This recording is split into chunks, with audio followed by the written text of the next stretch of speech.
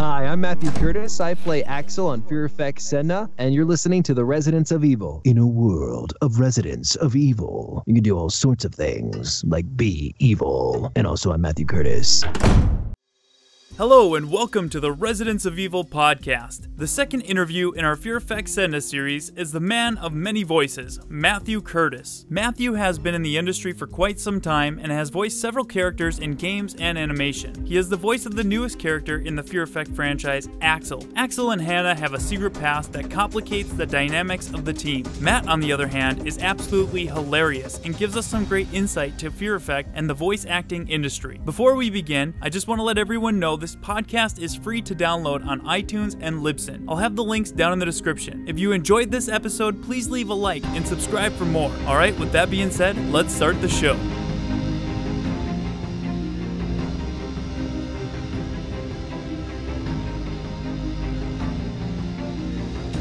Will we do this? Yes. Nice. It's already started. I love it. You've got a nice range. One of our questions we definitely have is we kind of want to know what Axel sounds like because we don't have a whole lot of interaction with him. So Yeah, because I think at the he's only in at the very end of the demo, and he's like, "Whoa!" and you're like, "Oh, the demo's over." yeah, and that's it. Yeah, New guy, and that's it. Well, we were thinking about making him sound cool, but no, he's sort of like this, and he's just like, "Hey, Hannah, what's going on? Hey, oh man, I love this stuff. It's great. Oh man, it's archaeology and shit. It's great." That is awesome. Well, Ashley Graham has competition now. Yeah, I love it. That is awesome. Yeah. No, Axel actually is French. That's what we were thinking. I think that's what we had heard. Yeah, you so go. it was new. I was actually surprised when I auditioned because my French accent isn't so bad, but it's still one of those things where I was like, "Wow, this is sort of an international." It was on an international pay-to-play website, so they had French people, and they actually told me they had actual French voice actors come out for the role. And Right. so I was just in there, and I was just like, okay, look at YouTube videos, brushing up my French accent, different stuff like that. And I was like, say my lines. And then they came back, and they're like, oh, yeah, you got the part. And I was like, really? Nice. Well, I better work on that a bit harder. Right. That was the really rough draft of it. Well, because I also because when you get these auditions, you usually get like a list of characters. So I also got an audition for Glass and Deke.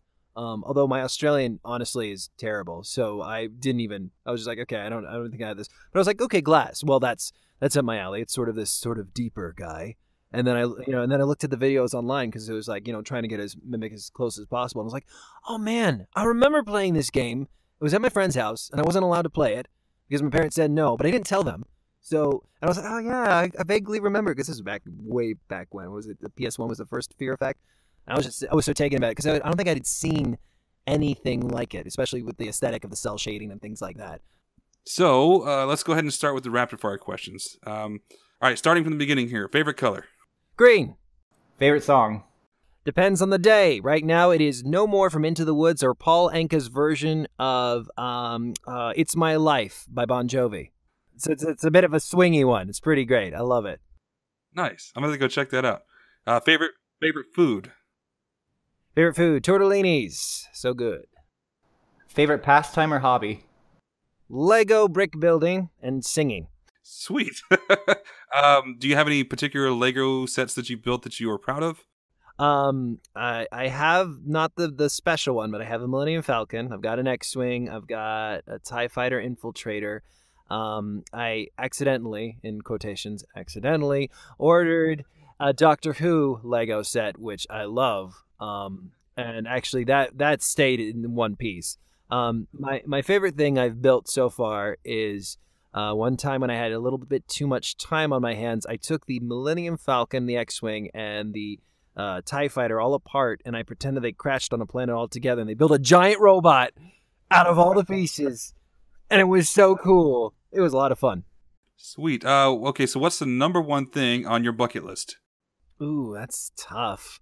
I want to own a jet.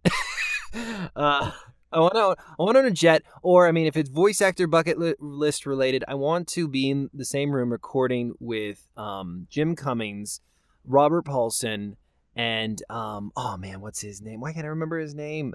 Frank Welker, all together, and be able to take like a selfie of me going, I'm recording with them. And they'll turn to me and say, we're passing on the legacy. And I'll be like, ah! If you had enough money to buy anything you wanted, what's the first thing you would get? A jet. Buy anything I wanted. Well, the first thing I would get, no object, huh? Well, I would buy a studio. I think I would do that. I'd buy or build a recording studio. That's kind of what I would love to do. You technically kind of have one right now, right? I do. It's like a seed. So my studio is pretty awesome. I mean, I'm not gonna lie. I've gone out of my way. You can actually do voiceover on a budget. It's very easy. You get it. You do your research. You find a microphone that suits your voice. You can find cheap microphones for under $500 that suit your voice. I worked with one for a year, and I made money. Not enough to live on, but I made money. And you can just get a blanket. I mean, the cheapest thing you can do is throw a blanket over your head, and you instant space for recording. But I've gone out of my way to make a space like you would find in a professional studio, mainly because LA is always the big question people ask, are you going to go out to LA? And I always say, well, my wife is from the UK, so I don't see that happening anytime soon, taking her far away from her family. And I want to build a space where it could be as good as a space in LA.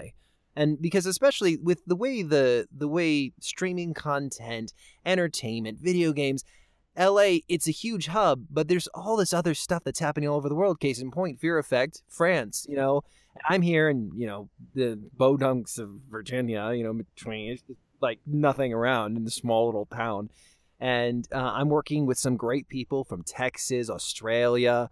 I think there's someone in LA, actually, in New York City. And it's amazing to be able to work like that. And it's all because we have nice spaces that we can record in. And it's almost like all being together. I mean, we actually did sit down and we did a session together. And that was a lot of fun, too. But yeah, so I have a nice studio. But what I would like to do is I'd actually like to build a fully functioning place, with multiple places to record, specifically for voiceover, to encourage more people in places like this little town in the middle of Virginia to get out and maybe have another job with voiceover, because not everyone has access to this equipment. So anyway, And I think that's a big deterrent too, is they know that's required to get into it, and it's just either too much money to get started, or they don't have the resources or the knowledge behind it. So I think it's a lot of it is the resources element. The big chunk that you need when you're starting off, especially, is you need training. Training and coaching. Some people are actually naturally adept at voiceover. And actually, training can be easy because, and this is probably not going to be supported by some people, but I didn't start off in voiceover. I always wanted to do it, but I never knew how to get into it. And I started off in stage. I did Shakespeare, and then I moved on to musicals. And when I was 18, I had a falling out with my parents and moved out of my house. And as I was applying for colleges, I auditioned for a dinner theater, and I got cast. And I said, "Oh, I can get paid to do this? Well, let's ride this roller coaster, see how it goes." And I actually made an okay living for a single guy, touring and doing dinner theaters and just performing, and it was a lot of fun. And I got married, and at this point, I had bought the USB mic. I had a book, turn your voiceover career 6 figures, that sort of the promises of wealth and all that different stuff. And I was kind of trying it out and doing some stuff, but not really, just oh yeah, I got a microphone in my closet. It's great, and I'm doing voiceover, and I also appear on film and stage. It's great. And so I got married. And my wife said, "Well, you should probably get a career, because you can't, if you want a family," which is something I really wanted. If you want to have a family, you can't be gone all the time, traveling, touring, that sort of thing. And I said, "Okay." And she said, "Well, you should be a writer." And I said, "Okay." And because you listen to your wife. This is number one advice. Listen to what your wife says. So I sat down for 2 weeks and tried it and decided that it was way too much work. And she said, well, you have a microphone in your closet. Why don't you give that a shot? And I said, okay. We looked into like how much booths cost, and like a booth this size that I'm standing in costs about between like $7,000 and $15,000, depending on who you go to. Oh, wow. It's expensive. Yeah. So we were like, is there a way to build a space without breaking the bank? Right. So I had already been doing research into this website called Dawbox, D-A-W Box. And what they do is they just sell you blueprints to build these types of spaces. So we actually bought one of those blueprints, and my wife has a degree in like theater technical stuff, like building things. Right. And so she actually built most of this. Okay. I basically put on the finishing touches. But yeah, this space is, I mean, I can't take the camera out of here to show you, but it's like, it's lovely. Like also the camera's on a screen that's adjustable. It goes back and forth, that nice. sort of thing. I need something So, like I that. can kind of show you around, but yeah, it's got a window, the door, and so it's lovely. I really enjoy it. I just want a bigger space now. Yeah, definitely. I'm spoiled. You want a full building that has your name on it. I want a name. Not even my name, just the Imagination Station. The Imagination Station. Imagination Station, home of Matthew Curtis. Nice. I The love legendary voiceover. It's a guy in Los Angeles. I think he's Mark Grau. He's got his own recording studio. It's the legendary Mark Grau Recording Studios. I think he actually has his own star on the Hollywood Walk of Fame too. Nice. It's pretty cool. Well, you put legendary in anything, it immediately elevates it. So Coming to you from the legendary studios. So you've got obviously you said the Imagination Station. The building itself is the one thing you would buy if you had enough money to do whatever you wanted. And so moving on, what is your favorite movie or show? Ooh, that is a tough one. Let me see. Favorite movie. I'm going. Hold on. Give me a moment. And shows too. Like, see, that's all like that varies from time to time depending on what I want to watch. Right. God, what's a movie that would consider my favorite movie?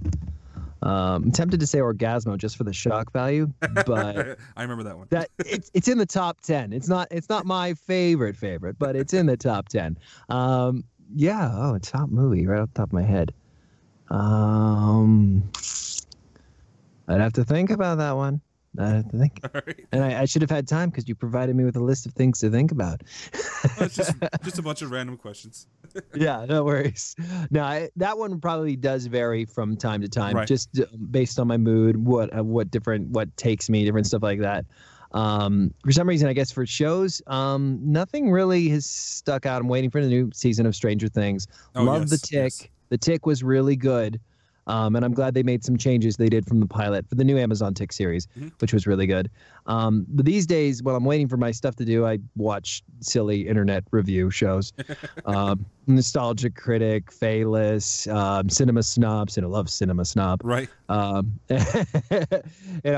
Link Cara on top of the fourth wall. Yeah. So I've got my list of like my internet critics that everyone can yell at online. I'm like, oh, but it's so nice to just watch someone else to review this. So. Right. Nice. So if you could have dinner with one person, living or dead, who would it be or why? And why? Who would it be and why? Well, I mean, it's a cop-out, but my mom. My mom passed away about 4 years ago. Okay. And yeah, that's probably the one person I want to have dinner with right now. Yeah. So anyways, moving on. Okay. Okay. What would the name of your autobiography be? Shh! Don't tell people I'm pretending. Nice. Perfect. I like it. And what inspires you? My family. My little boy, my little girl, and my wife. I don't think I would accomplish half the things I have if I didn't marry such a wonderful woman or have such wonderful children. Henry is our first. We had him about 2.5 years ago, and we just had our second this year in January. And this is why I'm not a perfect father, because I have trouble remembering birthdays. Well, congratulations. Birthday's coming up Thank soon. you. But yeah, like just waking up in the morning is a huge inspiration, and of course, it helps that you have to make the money to feed them, but Right. also inspiring, and just how they're very supportive too of this, which is difficult when mom has to tell them to be okay, be quiet, because daddy's working now. Yeah. Is daddy working in his studio? My boy has a British accent because my wife is from the UK. Is daddy is working in the studio? Daddy, I'm being quiet. Yeah, sort of. Right. That is awesome. So he's picked up the accent from mom. Right now, son. He's working with someone from LA. Please. Yeah. Kind of know that being a streamer and doing the podcast, I kind of run the same issue. My son is 6, he'll be 7 in December, so he has I need to put a light on the door. Lights on, I'm working. Or he'll come in every 5 minutes. Would that really stop them? No. Yeah. He has something he wants to tell me. He has to tell me right now.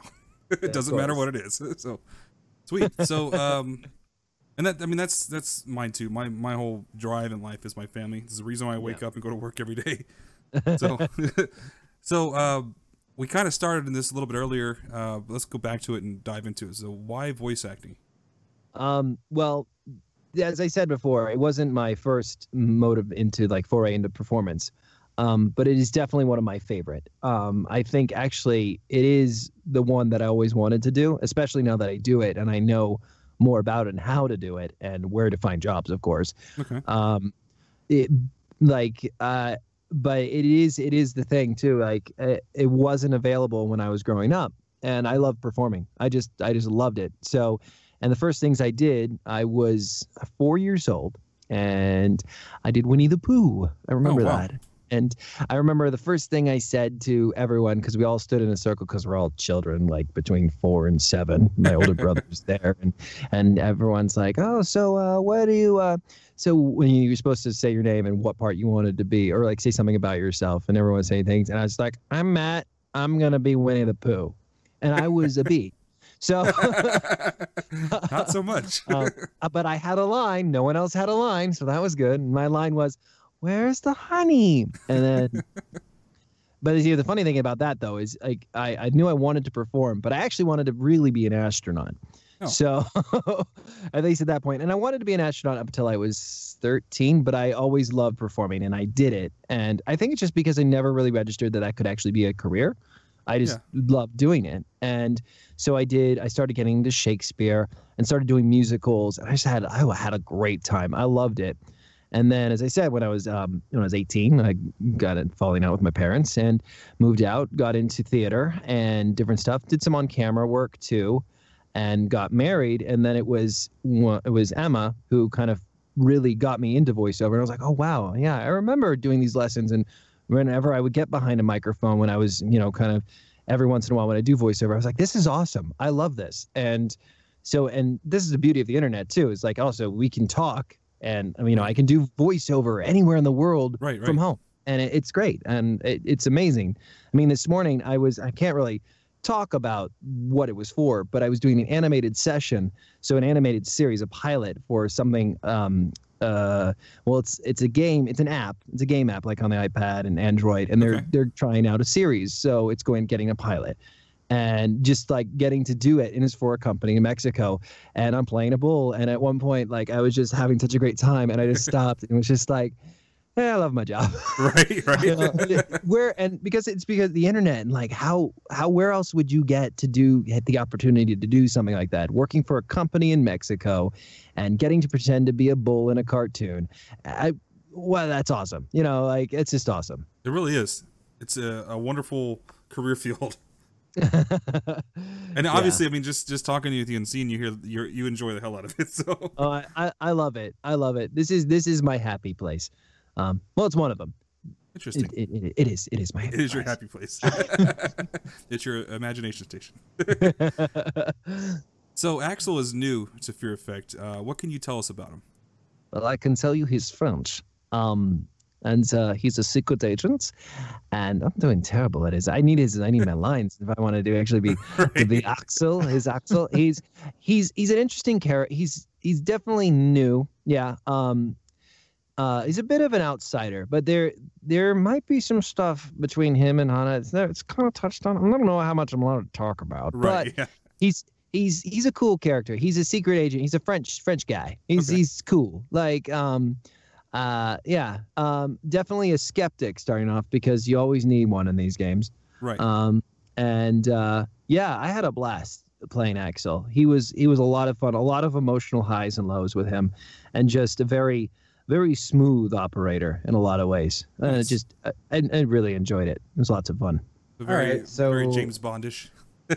Yeah, like French James Bond, I guess you would say, Okay. with a flair for artifacts and Interpol. Interpol. and, Nice.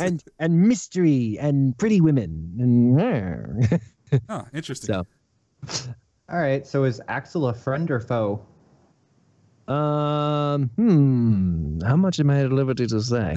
I could say that he was at least a friend of Anna's at one point or another. And maybe I should just leave it at that. And Okay. just you should all play the game Yes. when it yes, comes I out. agree. Yes. Play the Go play game the when it comes demo. out. Yeah. Play yeah. the demo.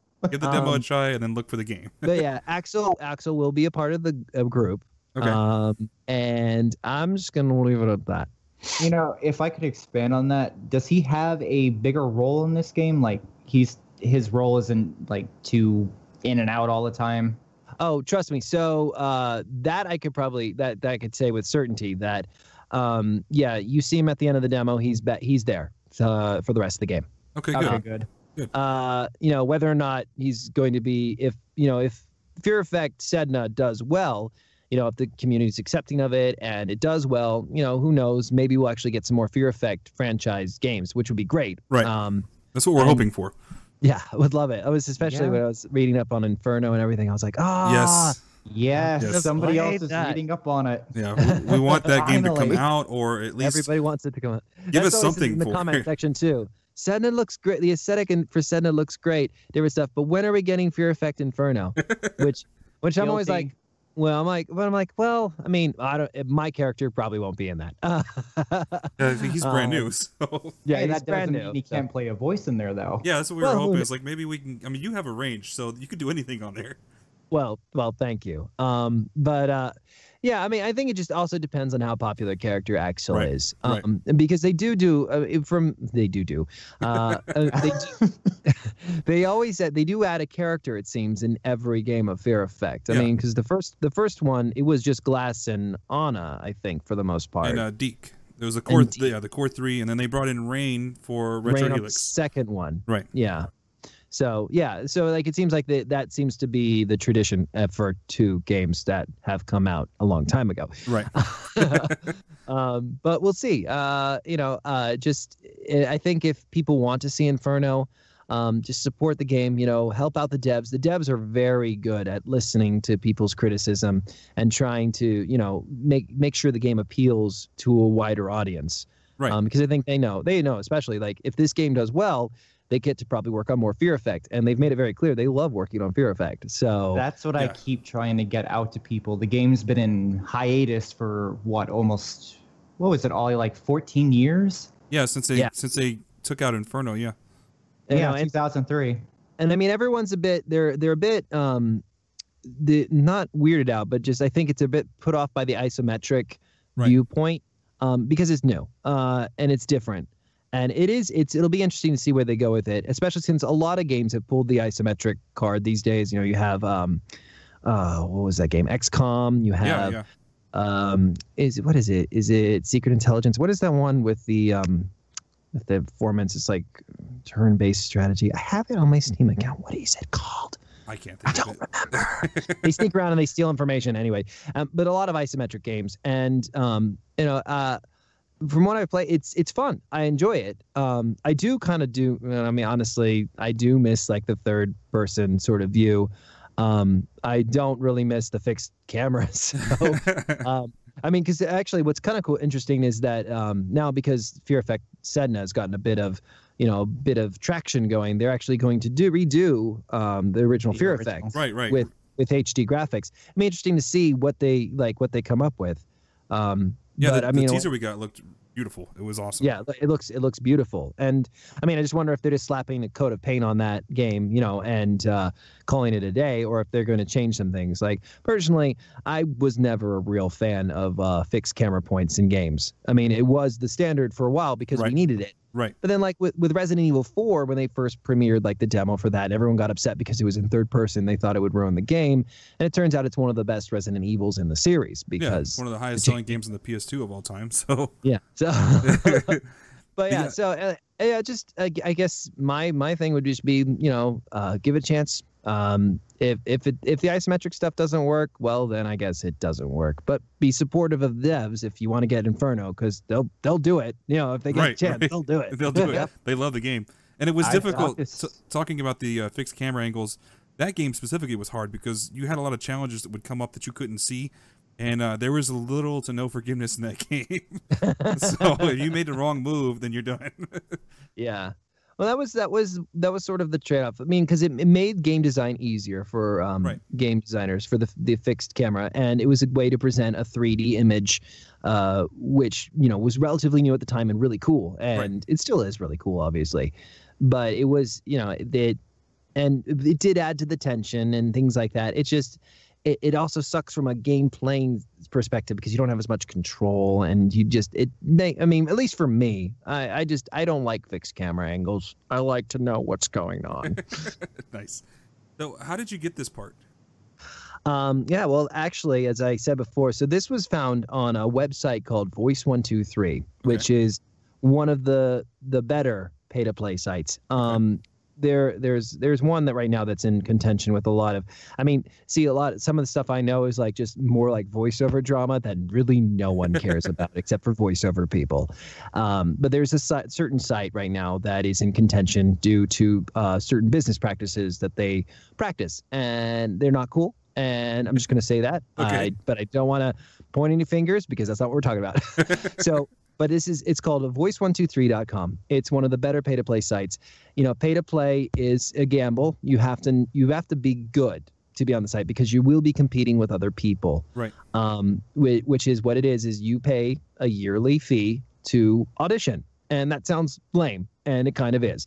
But you can't really find jobs anywhere else unless you have an agent and things like that. Right. And actually, it's a really good tool to have in your toolbox, in my opinion, because I book with it. So it pays for itself for me, at least. Right. So it was on a pay-to-play website called Voice123, and they had actually all the guys on it. And I looked at them and I went, I would love to be in that game. So as I said, I did the audition. I did the French one, which is the French one I thought was the weakest of my auditions. And I was like, I'm just try and be Glass because that's right up my alley. Deep voice, man, deep. We're intense. Where are you? Anna, look out! Like stuff like that. And instead, it's like the French was like, he comes in, he's like, what? Mythology and archaeology? I don't get it. What are you talking about? This doesn't make any sense. And like I was like, it just sounds so put on. But just be as natural as possible and act it. And that's all. That's the key word is you just act it. And I came in and I did it, and I didn't hear back from them for a while. And then all of a sudden I get an email from Natalie saying, hey, love your audition. Can you just do this callback real quick? And I'm going to send it off to the devs. And I was like, oh, okay. So I did it, sent it to her. Didn't hear back for like a couple days, maybe even a week. Right. And all of a sudden, get back, hey, guess what? You're AXEL. And I was like, oh okay. Really? Oh. Okay. Well, this will be awesome. I mean, because it's not like this is actually one of the more major video games I think I've been in, at least up to that point. And I was just like, oh, yay. You just have, what do you do? It'd be like if someone, I guess, if I all of a sudden, I don't know if this would be the equivalent because this would be huge. But like if someone like called me tomorrow after I've been in this game, call me tomorrow and say, hey, Disney's interested in working with you. We've got this animated movie. Come down and audition. And we'll pay for your flight. Different stuff. Like, okay, I'll go ahead and go do that. And all of a sudden, like, you're cast. And I'm like, oh, yay. Oh. That sounds great. Okay. Let's go. I'm totally prepared for this. I'm going to be over there having a panic attack. Somebody give me a plastic bag. Yeah. So, no, but like, oh, man, like the audition was fun. And then getting to meet Natalie and Julie Shields, Michael Osborne, Spencer Cannon. Who's Spencer Cannon, by the way? Spencer Cannon's playing Glass. He hasn't appeared in the video because he wasn't available for when we did that. But Spencer Cannon, he sounds like Troy Baker and he looks like Troy Baker. It's scary. Nice. It's just it's uncanny. There's actually a picture of him somewhere standing with Troy Baker, and you can't. I think I saw that one. And you're just like. So there was the theory that actually he's a clone of Troy Baker that escaped from the vats and is now trying to make his way in the world, doing what he only knows how to do. Right. The only thing he was programmed to do. Yeah, but and he's an excellent Glass, and so like getting to meet all of them, they're and it's just amazing, especially like Michael Osborne's from Australia, like he's a true Australian. So no one can complain about his accent. Right. No one. Yeah, he's legit. This is a real deal. This is totally legit. This is accent. an Australian. He lives in Australia, and he's being as Australian as possible for you all. So there you go. Nice. But he's great. Julie Shields too. I love working with Julie Shields and Natalie, and like it's a lot of fun, and we have a lot of banter too in emails and things like that, and it's been a real. What's weird about it is most of the recording we do, especially like when you live so far away, you do it all by yourself. Right. And it's all self-directed. But we did meet for a couple of sessions, which was great. And the fact that we kind of have a little bit of camaraderie going through the internet, through email and just Twitter and things like that. Right. It's really lovely. And, I would never meet these people if I didn't do this. And so... And I've gone off topic again. I do that, don't I? No, it's fine. Well, you know what? I like hearing all this information behind the scenes. It's awesome. Since we're already on the subject of casting, when we were talking to Natalie, we were talking about the casting process, and she said she didn't actually know it was Fear Effect when she auditioned. Did you know it actually was the game, or? Actually, that is a really good question. I don't remember if they actually had that in the title. I think that because what actually happened too is this was the second time they actually had to do a casting for this. Right. Because due to certain things, I'm not quite sure on the whole story, but when the original initial demo was released, when they were doing their Kickstarter campaign, apparently there was a dispute over whether or not those particular voice actors sounded like the characters from the game, which is weird because AXEL wasn't even in the original game. Right. So they ended up recasting all the male roles. So I think actually I did know, or at least they provided a link to the characters to like get a feel for their voices. Right. And I did kind of deduce at that point what the game was for. So I don't have. Yeah, I'm looking through my stuff right now, seeing if I have it, but I don't think I do. So I think I did know. I can get you a real answer on that if I had another 15 minutes just to go through my emails and be like, okay, let's look at stuff. If you don't mind, you said in the beginning you actually played the original Fear Effect back in the day. Yeah. Were you shocked when you actually found out this was Fear Effect coming back after all these years? A bit, yeah, actually, because I apparently missed the Kickstarter, but I've been living under a rock, or in a booth. So yeah, I was just like, holy cow. And first off, looking at it, especially with the updated graphics and just nailing that cell shaded aesthetic, but doing it, just upgrading it and better. Right. I was just like, oh, this is, so that was a big thing too. It was looking at the game being like, wow, that is a pretty game. That's Fear Effect. Yeah, that's Fear Effect. And that's one thing at least everyone's saying is that the aesthetic and the voice acting is all really giving the feel of Fear Effect. Right. Yeah, I have to give mad props to the guy who's making the cutscenes. Yeah. Yeah, they're really nice. Really good. Yeah, the soundtrack is great over too. At Sushi Gaming. They love this series, obviously.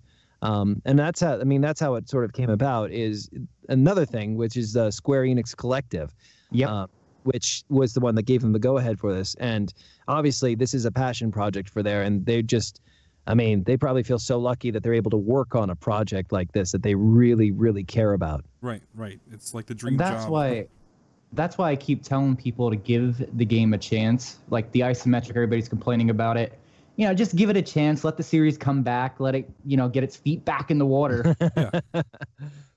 I would love to see it's a different take on something we really enjoy, and we're getting all of our characters back. It looks beautiful. It's a different angle, like you said, the isometric, but it's still fun to play. That's like what I said to Natalie. Like when I first found out it was coming back, everybody's complaining about the isometric cameras. I'm like, I don't care. It's coming back. Yeah, it's Fear Effect. It's Fear Effect. It's going to be beautiful. Exactly. Just like that. It's going to be beautiful. Even the initial game. Like it was popular with who it was popular with, but it was more of like a cult classic game, if I recall correctly, too. Yeah. Like it was almost a sleeper hit. Like not many people knew about it, and if you knew about it, you wanted to spread the love. But I think that's also one of the reasons why it kind of collapsed, because it just didn't have the support it needed for Fear Effect Inferno, or what? Maybe I'm getting well, around the time Inferno came out, I could be wrong, but I'll say it. Eidos back in the day when they were still Eidos before Square Enix, they were having financial issues with, I think it was the company Ski or whatever. Okay. Because they were working on Tomb Raider: The Angel of Darkness. It kept getting pushed back and pushed back. They were hemorrhaging money, so I guess they just eventually ran out of funds and they couldn't fund the game, which is kind of sad because the game was almost complete. It was pretty much almost done. I had that on pre-order. Hopefully it'll come back. And with this push now, with Sedna picking up and coming out soon, the announcement at Gamescom about the remake, reinvented Fear Effect. Mm-hmm. Hopefully this will lead to getting another remake of Retro Helix, and then maybe we'll see Inferno come out, or even something new and original, and just keep pushing, and give us more of it. Because we've at a point now where I think a game like Fear Effect would fit well in the gaming industry. Well, like it's definitely something that would fit in just perfectly. Mm-hmm. I think Sushi actually has a really good idea. They tweeted out the other day, they were asking for ideas of what people would like to see from, like, if they did a movie for Fear Effect. A movie or an animated series, that would be incredible. I said it should be just like the AXEL movie. Perfect animation. Yeah, and then that way we can get our characters, the voice actors, all you guys can return and just make it into a series. Yep. Well, I would love to say that, yes, we would, but you never know. Especially, like, say it did get an animated series. I'm pretty sure Sushi would try to stay loyal to the voice actors who have come, so that would be Natalie, Julie, me, Spencer Cannon, and everybody. But the thing is if you want a series to sell as well, there's also taken into account, there's social media and, big names. Right. And I'm sad, like, I would love to be in a Fear Effect animated series. I would love to be in a Fear Effect animated movie. Hell, I would love to be in on camera Fear Effect movie. But I'm not a name, at least not yet. And but that of course would be up to them. Like, it depends on how much clout Sushi would have, like what the casting director would go with, what the executive producers eventually say. Like, if they say no, this is fine to stand on its own. Like, so I guess if, say, Fear Effect were to get an animated series, and it happened after Fear Effect Sedna, and Fear Effect Sedna was a massive hit, or at least a sleeper hit, enough to basically make the voice actors known enough that way they would keep them. Right. But if it just turns out to be a thing and they want to try something, like Fear Effect Sedna is like, it has its people that love it and, that play it, but then not that many people got into it, but they love the aesthetic. And so that way, then they'll be like, oh, well, we can just cast whoever we want. Yeah. So we hope not. We'll with see. the remake too, it's not a Kickstarter project, so Square Enix has more say in this, so that could change a lot of things as well. Right. Yeah, like I don't know with the actual reinvented, like we don't know if they're just going to use the original soundtrack and everything like that as well, and just plug it, put it, reskin it, and see what happens. Yeah, that's all. Yeah, we had that conversation with Natalie. I'm hoping they don't do that because the compression methods they used back in the day to fit it on 4 discs, heavily compressed. The audio is very warped sounding, I guess you could say. Mm-hmm. So I really, really don't want them to do that. Well, I mean, they probably have access to the original recordings, which wouldn't have been compressed like that, but I don't know. I don't know if they've kept them. I don't know if they are around or if it all kind of got trashed when everything went up for the series. Right. That's true because Kronos did work on it originally, and God knows what happened to them files. Yeah. Yeah. So I mean, the files still might be around, and if not, well, then I wish the rest of the cast all the best. Because Unfortunately, Axel's not there yet. because Axel's not there yet. So sorry. So on the topic of the team and Axel, we know each character of the team brings a different element to the game. What is it that Axel makes him stand out amongst the rest of the team? I mean, honestly, so it's hard to talk about without getting into game details. Right. Axel, Besides the fact that he's French. Besides the fact that he's French. So Axel actually brings a bit of tension in between Anna and Rain. Oh boy. It's about as far as I can that's go with that. about where that history's going to come into. It's not major. It's not a plot twist or anything like that. It's just there's something there, obviously, and it's touched on, but it's not.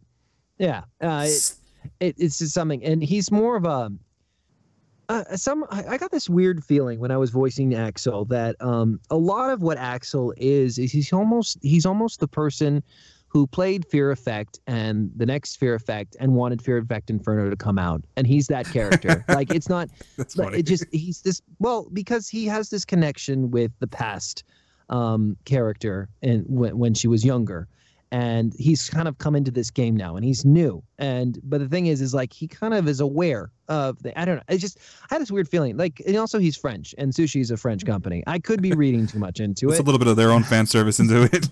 Well, it was just like because he has a story arc, and he spends some time alone in the game, and the game focuses on him for a little bit, and he goes through some really tough things. And I mean, all the characters do. It's Fear Effect. Yeah. But it was. I don't say I don't know how much I'm allowed to say, but it was a lot of fun. I loved it. It was so much fun. Interesting. So looking forward to it. Really, he seems to be a very intriguing character. And now watch you all be like, well, he was superfluous. So, outside of Fear Effect, what would be your favorite role you have worked on?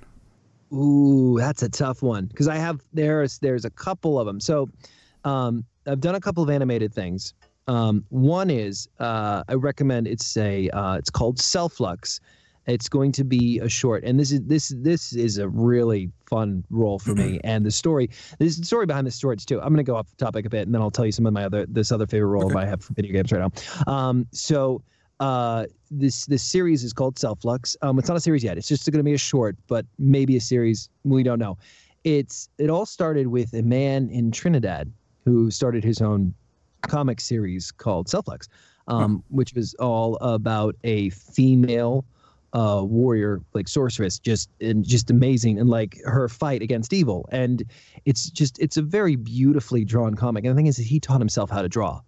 And then one time when he was promoting it at I think a convention or something down in Trinidad, he wanted to create sort of like a teaser trailer for a possible series, and he looked into like animation studios to see how much it would cost, and they all gave him these astronomical figures, and he's like, I understand why it costs that much because animation's hard, right? But I can't afford that. So he taught himself to animate. And the thing is like, most people you hear you taught yourself to animate, and you think like, oh, YouTube channel, that sort of thing. But no, like this man, what he came up with is like animation worthy of like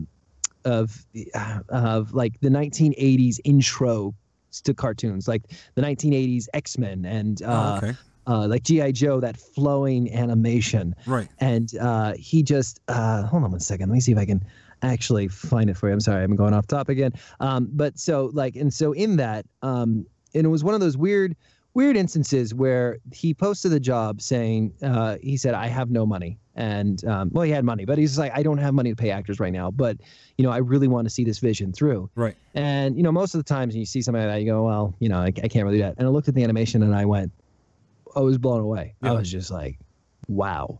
If anything, right. I want that on my website. And so like I sent my audition to him for the villain. And then I got a response back, and he's just like, you got the part. And I was like, okay.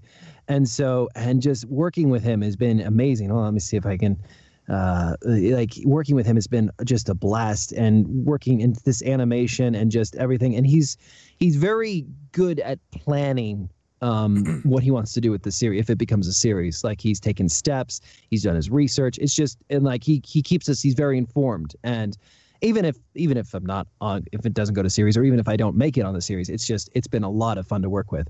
And another one was a lot of fun is for a teaser. Well, actually, it is gone to pilot now. And all I can say is it's a pilot based off. This is weird because this is now becoming a trend. It's going to be an animated series based off an app game called Zombie Catchers. Oh, okay. And I play a character named AJ on it, who's the main character. And he's a green alien, and this is kind of how he talks, you know. And it's a bit, you know, we're gonna get some zombies and we're gonna turn them into juice. It's gonna be delicious. They're gonna love it, you know. Love the voices. It's a lot of fun. And then this other one that I'm working on currently for another video game. I'm a bit all over the place. So besides AXEL, it's been brilliant fun. There's another video game coming out from Backwoods Entertainment. It's called Unforeseen Incidents. It's a point-and-click game. Oh, okay. It's coming out in 4 chapters, and I play the main protagonist in it named Harper Pendrell. And he's just me. Like, it's just, that's why it's awesome, because when I just get up in front of the microphone, I just talk, and it's Harper. Yeah, it's just like, oh yeah, I could stick that screwdriver in the outlet. No, you know, just like not a good idea. Not a good idea. So that's mostly pleasure for me. The game itself looks great. It's got this really nice style, and the company is Backwoods Entertainment. Really, they've got something on their hands. But yeah, it's a lot of fun. So those are my favorite roles right now. Okay. So yeah, What's that game called again? Which one? The point Unforeseen Incidents by Backwoods Entertainment. Is it a mystery solving, or what's the theme behind it? So it is a I'm gonna adjust. It takes place in a small town called Yelltown, or Yelton, depending on who pronounces it. And it's about a man who just kind of is going through his day, and there seems to be this weird virus that's kind of hitting people in the town. And all the while, there's this sort of government agency that kind of insinuates itself into the town and takes these people away, and no one knows what's going on. Huh. So it's just kind of what's happening in that. Let me see if I can find. This actually sounds really interesting. Yeah, that sounds very interesting. The art style is, I really enjoyed the art style too. And this was another one where I sent them my audition and I didn't hear from them for like a month. And the thing is like, if I don't hear from someone within a week, I forget. Because I do so many auditions. I do at least 25 to 50 auditions a day if I can. Holy crap. And yeah, because I got to keep working. Yeah, you got to pay the bills. Someday people will come up and say, I want you to play this role in my big movie. And I'll say, do you have a big bag of cash? And they say, I have 2 of them. And I say, I need 3. 3. Gotta be 3. I'll settle for 2.5, but it's gotta be 3. I like it. That's awesome. They're funny. I would have settled for $5. Cool.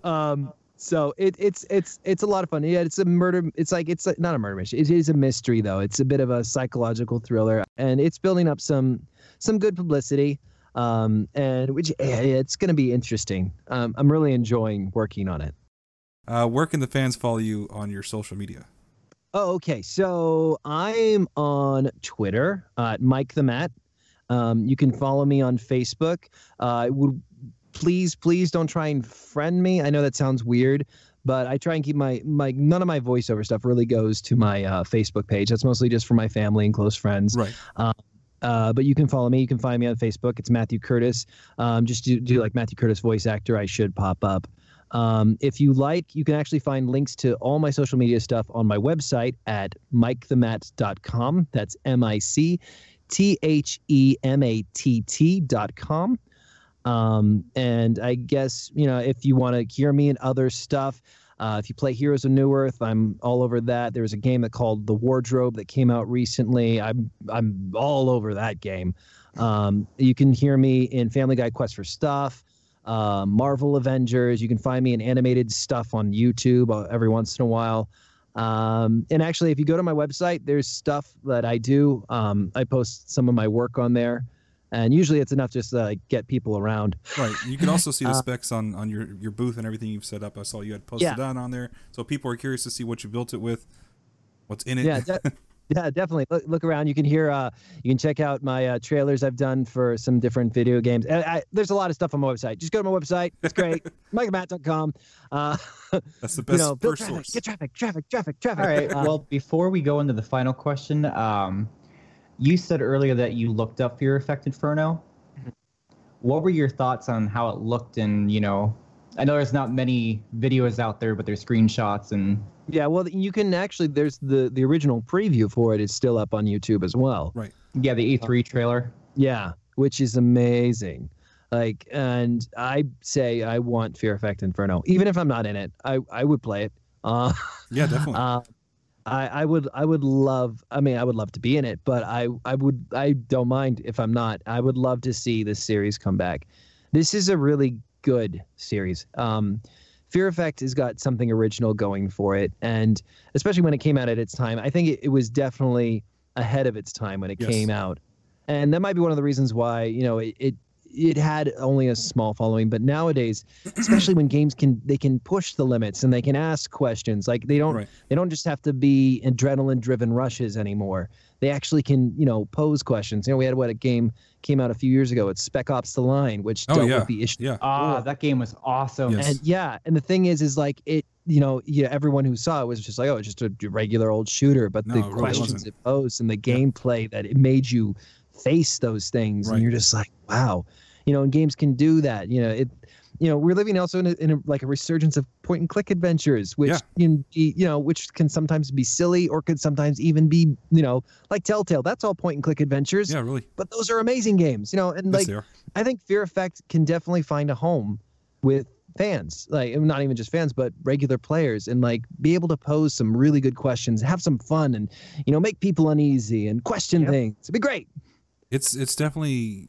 Like how we've evolved in the gaming world. It's right now is the perfect time for it to be here. It's the right time for it to reemerge and get some spotlight back. So absolutely. I mean, if Heavy Rain could get away with what it got away with, Fear Effect is going to be top line. Yeah. Oh, Heavy Rain. Yeah. I mean, because Fear Effect actually has gameplay in it. Yeah. Yeah. No offense, Heavy Rain. Heavy Rain was basically just a movie. What was it? Yeah, what was the first game I was exposed to with something like that? It was Indigo Prophecy. Was that game? Yeah. That was I remember that too. The first half of that game was really good. The second half went, wait, what? Yeah. We don't speak of the second half. He's dead, but he's Neo. Did they watch The Matrix halfway through this? What's going on? I think that game's banned on a lot of streaming sites because of some of the graphic next to it. You know, honestly, I think games like that kind of had a bad effect on games today, because too many games are they're basically interactive movies disguising themselves as games. And I don't want to pay $60 for basically a 3-hour game. Come on. It's true. It is a nice format for people to put their stories out there. I will say though, this is why indies is taken over. Yeah, indie developers are the heart of gaming now. Obviously, like Sushi. Where we wouldn't have Fear Effect if Sushi hadn't had the passion behind it. Yeah. There's a company called Red Thread Games. They just released Dreamfall Chapters. Really good game. Highly overlooked, but really good. I will have to check it out. And then approach them and say, hey, do you have any castings coming up soon? Need some voices. I think they do. So I think that kind of covered our last question, which was the parting words for Fear Effect fans. Unless there's anything else you want to add to that? Just have fun. Play the game. Have fun. You know, if things are different, you know, don't judge it just because it's different. Judge it because of its gameplay quality, replayability. You know, usual things that would make a game exciting. You know, it's always the toughest part when you go in expecting something, especially, you know, the way a game used to be and it's different. I know, I'm a gamer. I play games, and I've played games which have changed on me, and I try and keep an open mind, and I go and I play, and I enjoy it if it's good. And if it's not, then I let everyone know. Then I slam it. And then I slam it. Then I let it be known, and I find a reviewer who agrees with me and say they agree with me. See, I'm validated. But from just from a voice actor standpoint, and just seeing the cutscenes, especially because I have access to like the cutscenes and stuff like that. I don't know. The aesthetic is definitely there for a Fear Effect game. It is a Fear Effect game, even if the gameplay is a bit different. Right. And just keep that in mind. And it's just good. It's really good, and I really hope that you all enjoy it. That will conclude our episode for today. I would like to thank Matt for taking the time to talk with us, and if you would like to follow him on social media to see what he'll be up to next, I'll leave his links down in the description. If you enjoyed this episode of the ROE Podcast, please leave a like and subscribe for more. The Residents of Evil is a Patreon-supported channel, so if you would like to help support the show and unlock some great perks in return, head over to patreon.com/ROE Network. This episode of the ROE Podcast is brought to you by our Masters of Unlocking. This is our highest Patreon tier level: Kendo Gunshop, Santiago Alcantara, Trent Overton, Proxy One, and Chris Lambert. Thank you guys so much for the support. Thank you all for watching, and we hope to see you back at the Residents of Evil.